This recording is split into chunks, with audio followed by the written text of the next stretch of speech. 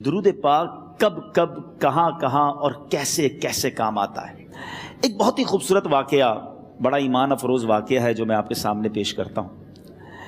ایک دوست نے اپنے ایک دوسرے دوست کو قرض دیا، اور جب اس نے قرض دیا تو وہ قرض ایک بڑی اماؤنٹ تھی، 3000 دینار۔ وہ ٹائم آ گیا جب اس ٹائم وہ قرض لینے کے لیے اپنے دوست کے پاس گیا کہ بھائی مجھے میرے پیسے واپس دو، تو اس نے کہا کہ پیسے تو نہیں ہے میرے پاس، میں کولیپس ہو گیا ہوں، بزنس اب میرا ختم ہو گیا ہے، میں تمہاری رقم نہیں دے سکتا۔ اس نے ایک اور ٹائم دے دیا اسے کہ ٹھیک ہے اب اتنے دنوں کے بعد میں دے دوں گا۔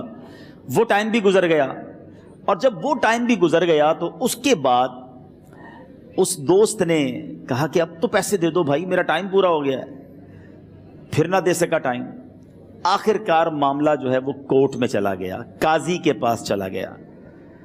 اب قاضی نے جس کو پیسے دینے تھے اس کو بلایا اور کہا کہ بھائی آپ کو اس کے پیسے دینے ہیں؟ کہتا ہے ہاں پیسے تو دینے ہیں۔ تو کہا پھر دیتے کیوں نہیں ہو؟ کہا پیسے ہیں ہی نہیں، کاروبار ہی ختم ہو گیا ہے، قرضہ تو لیا تھا، اب میرے پاس بچا ہی کچھ نہیں ہے۔ تو کہا اچھا اب یہ بتاؤ کہ کب دو گے، کیسے دو گے؟ اس نے کہا بس میرے پاس پیسے ہی نہیں ہیں۔ تو کہا اب تمہارے پاس 30 دن کا ٹائم ہے، 30 ڈیز میں یا تو اس کے پیسے لوٹا دو یا 30 دن کے بعد تمہیں قید کر دیا جائے گا۔ یہ شخص اب گھر آیا، پیسے تو تھے نہیں، مگر شاید علماء نے لکھا کتابوں میں، یہ واقعہ کئی بڑی بڑی کتابوں میں لکھا اور درود پاک کے فضائل کی بڑی بڑی کتابوں میں لکھا، اور اس شخص نے سوچا کہ اس نے ایک حدیث پاک پڑھی ہوئی تھی کہ جس میں نبی پاک علیہ الصلوۃ والسلام نے فرمایا ہے، جس کا مضمون ہے کہ جو شخص پریشان ہو، مصیبت زدہ ہو، اسے چاہیے کہ مجھ پر کثرت سے درود پاک پڑھے، کیونکہ درود پڑھنا مصیبتوں اور پریشانیوں کو لے جاتا ہے۔ اب اس عاشق رسول نے سوچا اور تو کچھ ہے نہیں، اب میں درود پاک پڑھنا شروع کرتا ہوں۔ صبح سے لے کر شام تک وہ درود پاک پڑھنے لگ گیا۔ 27 دن گزر گئے، only 3 days left، 3 دن باقی تھے قاضی کے پاس جانے میں۔ 27 دن گزر گئے درود پڑھتے پڑھتے۔ جب 28ویں رات آئی تو آنکھیں تو بند ہوئیں، مگر خواب میں اسے ایک آواز آئی، گھبراؤ نہیں، تمہارا قرضہ ادا کر دیا جائے گا، تمہارا مسئلہ سالو ہو جائے گا۔ صبح اٹھتا ہے، درود پاک پڑھ رہا ہے، مگر کہتا ہے یہ آواز سے تو مسئلہ حل نہیں ہوگا، پیغام کیا ہے اسے سمجھ نہ آیا۔ 28واں دن گزر گیا، 29ویں رات آ گئی، مگر اب آنکھیں بند ہوئیں اور قسمت جاگ اٹھی۔ نبی پاک صاحب لولاک صلی اللہ تعالیٰ علیہ وسلم خواب میں تشریف لائے، اور پیارے آقا صلی اللہ تعالیٰ علیہ وسلم نے فرمایا گھبراؤ نہیں، علی بن عیسیٰ وزیر کے پاس جاؤ، وہ تمہارا قرضہ ادا کر دے گا۔ اب یہ عاشق رسول صبح اٹھا تو ویری فریش، حشاش بشاش کہ اب تو کام ہو گیا، نبی پاک نے خواب میں آ کر بشارت دی ہے۔ مگر پھر ذہن میں سوال آیا کہ علی بن عیسیٰ کے پاس جاؤں گا تو ثبوت کیا ہے، پروف کیا ہوگا؟ میں جا کر اس کو کہوں گا کہ میرا قرضہ دے دو، تو ایسے تو قرضہ نہیں دے دینا، اور میں نے اس کو کہا کہ مجھے نبی پاک نے خواب میں کہا ہے، اور اس نے اگر مجھ سے کوئی نشانی مانگی تو میں نشانی کیا دوں گا؟ آخری دن تھا، 29واں دن تھا، وہ بھی درود پڑھتے پڑھتے گزر گیا۔ 30th نائٹ آ گئی، صبح وہ دن ہے جب عدالت میں جانا ہے۔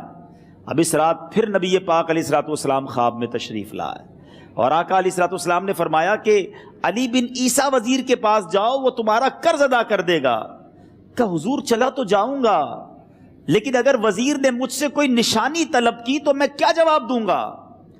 پیارے آقا علیہ الصلوۃ والسلام نے کمال کا ارشاد فرمایا کہ علی بن عیسیٰ سے کہنا کہ تم روزانہ فجر کی نماز کے بعد 5000 بار درود پاک پڑھتے ہو، یہ راز فقط تم جانتے ہو اور تمہارا رب جانتا ہے۔ اب یہ جب صبح اٹھا تو ایک نشانی بھی مل چکی تھی۔ عدالت میں جانے سے پہلے وزیر کے دربار میں پہنچ گیا، اسے یہ ڈر تھا کہ آج پیسے نہ لوٹائے تو سزا ہو سکتی ہے۔ جب وزیر کے دربار میں پہنچا تو وزیر اپنے مشیروں کے ساتھ بیٹھا تھا۔ کہا مجھے آپ سے بات کرنی ہے۔ کہا بتاؤ کیا بات کرنی ہے؟ کہا میں ایک پیغام لایا ہوں آپ کے لیے۔ اچھا کس کا پیغام لائے ہو؟ کہا میں نبی پاک جناب محمد مصطفیٰ صلی اللہ تعالیٰ علیہ وسلم کا پیغام لایا ہوں۔ وہ عاشق رسول وزیر تھا، کہتا بتاؤ میرے آقا نے کیا پیغام دیا ہے؟ کہا حضور میں 3000 دینار کا مقروض ہوں، آج آخری دن ہے اور میرے آقا نے مجھے بشارت دی ہے کہ آپ سے کہوں کہ آپ میرا قرض ادا کر دیجئے۔ علی بن عیسیٰ کہتا ہے کوئی ثبوت ہے آپ کے پاس؟ ہے کوئی دلیل بھی ہے آپ کے پاس؟ میں کیسے مان لوں کہ آپ کو نبی پاک علیہ الصلوۃ والسلام نے بھیجا ہے؟ عاشق رسول کہتا ہے خالی ہاتھ نہیں آیا، میرے آقا نے مجھے دلیل بھی عطا فرمائی ہے، مجھے ایک ایویڈنس بھی دیا ہے، اور پروف یہ ہے حضور کہ آپ روزانہ صبح فجر کی نماز کے بعد نبی پاک صلی اللہ تعالیٰ علیہ وسلم کی بارگاہ میں درود و سلام کا نذرانہ پیش کرتے ہیں۔ جب تک 5000 کا عدد پورا نہیں ہوتا آپ اس وقت تک کسی اور سے بات نہیں کرتے، اور اے وزیر صاحب یہ راز صرف آپ کو پتا ہے اور آپ کا رب جانتا ہے۔ اللہ اکبر! وہ وزیر تو جس کو کہے نا جھوم اٹھا، ایسا عاشق رسول وزیر تھا جو روزانہ صبح 5000 درود پڑھتا ہو، اس کی تو عید ہو گئی نا۔ وہ کہتا ہے مرحبا یا رسول اللہ، میرے آقا نے میرے درود قبول کر لیے، اس سے بڑھ کر میرے لیے سعادت کیا ہوگی۔ اب یہ وزیر اپنی سیٹ سے اٹھتا ہے، اپنے کمرے میں جاتا ہے، تھوڑی دیر بعد واپس آ کر اس عاشق رسول کے ہاتھ میں 3000 دینار رکھ کر کہتا ہے حضور پہلے 3000 دینار تو نبی پاک کا حکم کی میں ادب سے بجا لاتا ہوں، میرے آقا نے جو حکم فرمایا یہ 3000 دینار آپ کو پیش کرتا ہوں، حضور ایک اور 3000 دینار لیجئے۔ میرے گھر آپ آئے، اتنی اچھی خبر سنائی، آپ نے قدم رنجا فرمایا، یہ 3000 اس کا نذرانہ ہے، اور ایسا کیجئے 3000 اور لیجئے، اس سے اپنے بچوں کے لیے کچھ چھوٹا موٹا کام شروع کیجئے، اور ایک وعدہ کر کے جائیے، آج کے بعد زندگی میں آپ کو جب بھی کوئی کام پڑے میں آپ کا بھائی ہوں، مجھے یہ خدمت کا موقع دیجئے گا۔ اللہ اکبر! وہ مقروض جو ایک رات پہلے 3000 دینار کا مقروض تھا، ہو سکتا ہے اس کے بیک آف مائنڈ یہ بھی چل رہا ہو کہ اب شاید کل میں نے جیل میں جا کر، عدالت میں جا کر گرفتاری دے کر جیل میں جانا ہے، مگر اب 9000 دینار ہاتھ میں ہیں۔ عاشق رسول جھومتا ہوا نبی پاک کی یاد میں گھومتا ہوا اب عدالت میں پہنچا۔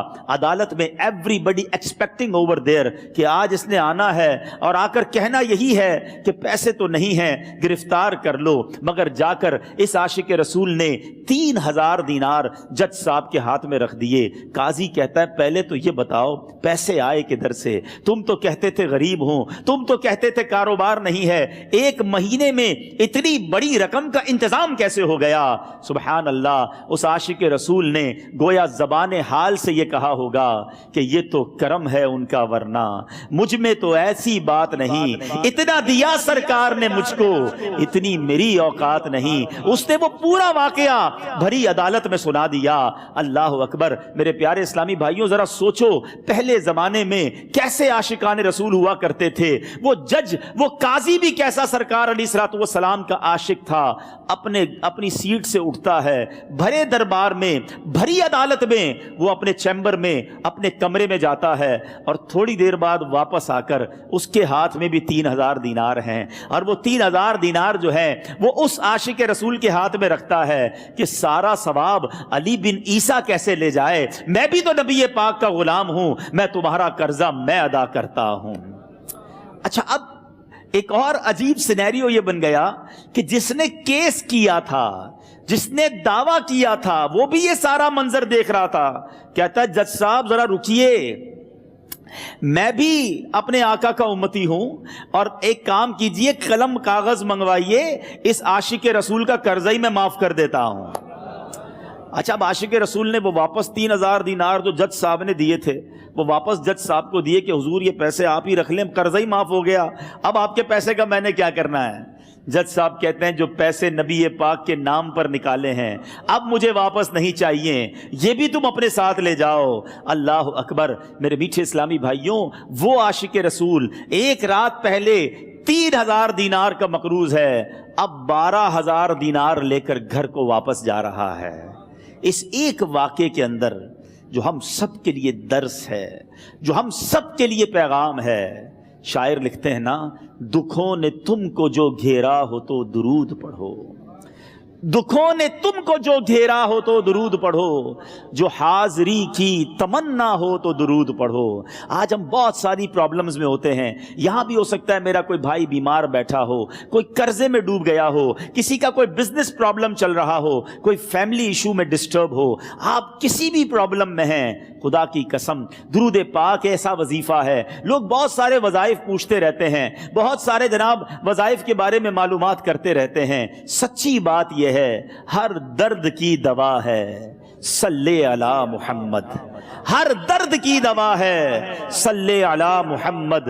तावीज़ हर बला है सल्ले अला मुहम्मद। तो खुदारा अपनी ज़िंदगी में दुरूद पाक को शामिल कर लीजिए और आप बिलीव करें, जब आपने कसरत से दुरूद पाक पढ़ने शुरू कर दिए, आप अपनी आंखों से देखेंगे आपके प्रॉब्लम दूर हो रहे हैं, आपकी सेहत अच्छी हो रही है, आपके कर्जे उतरने शुरू हो गए हैं, रोजगार में आपके बरकत होना शुरू हो जाएगी, आपके चेहरे पे नूर आना शुरू हो जाएगा, आपकी जबान में असर आना शुरू हो जाएगा। सल्लू अलल हबीब सल्लल्लाहु तआला अला मुहम्मद। मुझे अपनी और सारी दुनिया के लोगों की इस्लाह की कोशिश करनी है इंशाअल्लाह।